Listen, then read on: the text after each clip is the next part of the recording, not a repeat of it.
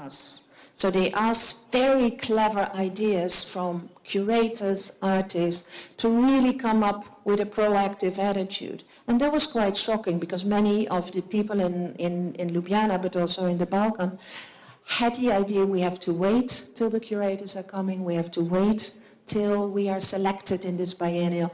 And the curators wanted this to turn around, and it caused an enormous amount of discussions.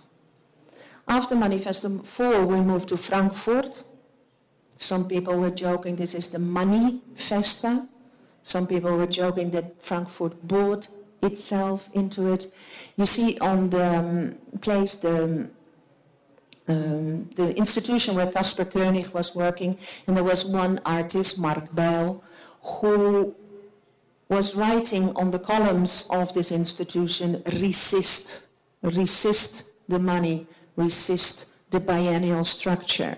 And this is also an example that sometimes, and we still see it in all the manifestos, that the criticality towards the biennial is much used also by artists. And this is a very interesting phenomena, the criticality towards large events, the criticality towards what role these events play in society, what roles these events play in the marketing of the city, but also in artistic production. Because this is maybe interesting, in many of the manifestas, the large part of the budget go to the production of new works. Like in Murcia, where we just closed our doors 1 week ago, 83% of the works presented in 14 venues was produced newly for the Biennale, meaning that all the artists came to Murcia, Cartagena, worked in the local circumstances, investigated situations with whom they wanted to work, situations in which they wanted to do research, and created new works which later can be taken by the artist. So Murcia was just closed. It was second time Manifesta was in Spain.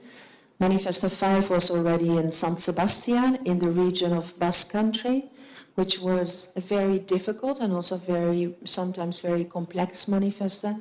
You see that we are sometimes also looking for cities who have a complex social history, who are part of a complex geopolitical circumstances. As you know, San Sebastian is the capital of ETA. And in the time we did our first press conference for Manifesta 5, the bombing in Atocha in Madrid took place, in which immediately the ETA was blamed, and also Manifesta was taken into a political context. So that was not the first time that Manifesta plays this role as a protagonist or a catalyst in a certain geopolitical circumstances. The theme of that Manifesta in San Sebastian was mostly about trans-regional collaboration. How can regions in Europe collaborate with each other?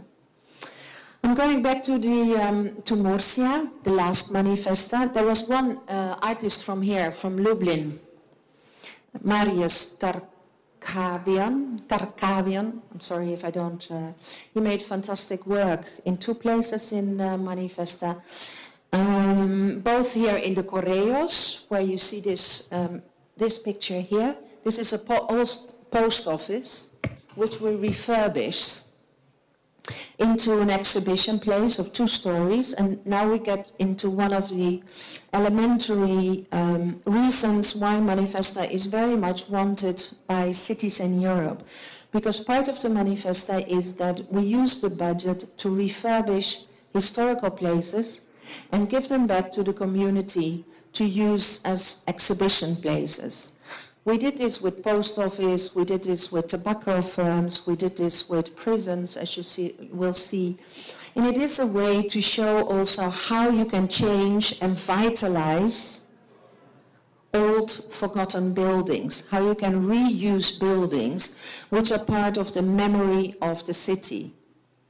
And I think part of the success in this manifest, 110,000, a little bit less, 109,203 people were visiting this Biennale. It is part of a structure in which people are very much interested in their own city and also in using this kind of exhibition place as structures in the city. And I think this is a very important part of the legacy of Manifesta. Another part of the infrastructure in which Manifesta uses is that 70% of the visitors come from the region or the national environment, 30% come from outside. And what we do is tell the story of the cities or the region through the itinerary.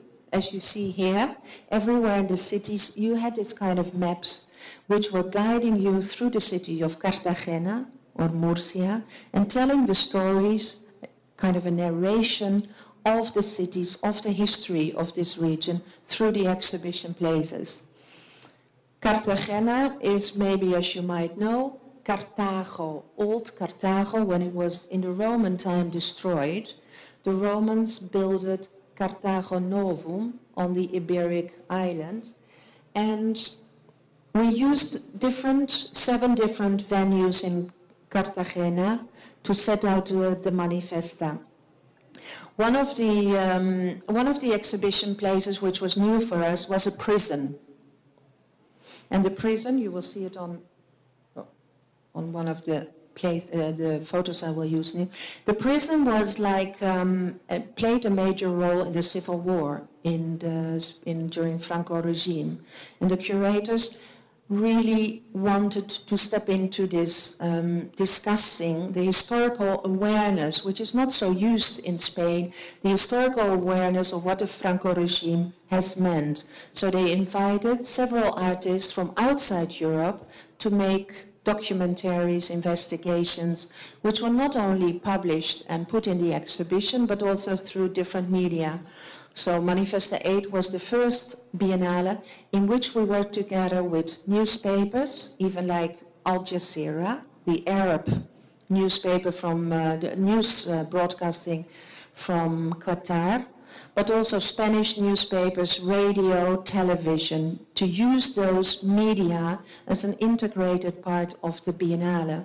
It was a very difficult issue because especially in Spain, the discussion of the Franco regime is not so well used at this stage. But for example, in the prison there was a Lebanese artist who investigated and interviewed many people from Cartagena about what they knew about the prison, because the prison as an exhibition place was also used in Franco regime to shoot people, to eliminate people, etc.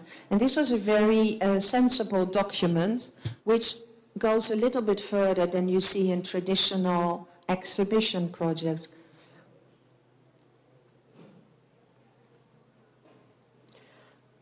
Manifesta is also known, as I said in the beginning, about its production of new artistic practices. This means that we create a very dense infrastructure to allow artists to do artistic productions which they normally would not so much able to do in their own country. Not only in terms of financial matters, so what I said, like a large part of the budget is going into the artistic production, but also to allow spaces and situations which have a lot of input from the local community. Some of the, I think Manifesta got a little bit known also because of the way young artists were able to make their first works in Manifesta. And here you see Oliver Eliasson. He's making his work with a stroboscope, and it was actually the first, one of the first works Oliver Eliasson in 1996 made in Rotterdam when he was completely unknown.